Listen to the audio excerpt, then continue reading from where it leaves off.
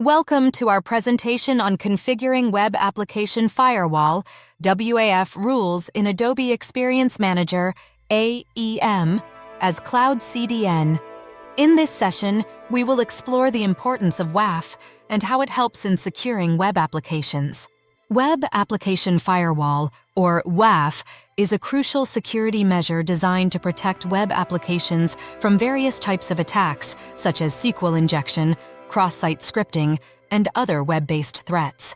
These rules monitor and control incoming HTTP/HTTPS traffic, blocking malicious activity and allowing legitimate traffic to pass through, ensuring the security of web applications while maintaining normal traffic flow.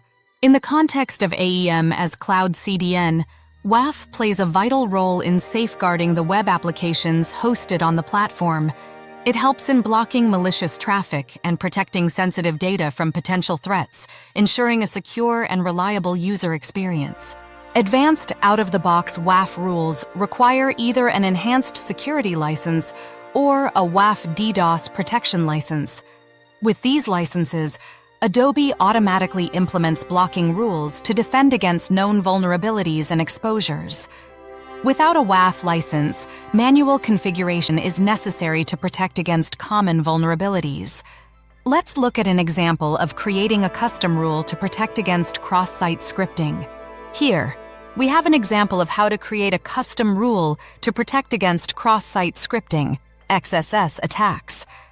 By defining specific traffic filters and rules, we can effectively block XSS attacks in query parameters and forwarded for headers, ensuring the security of our web applications.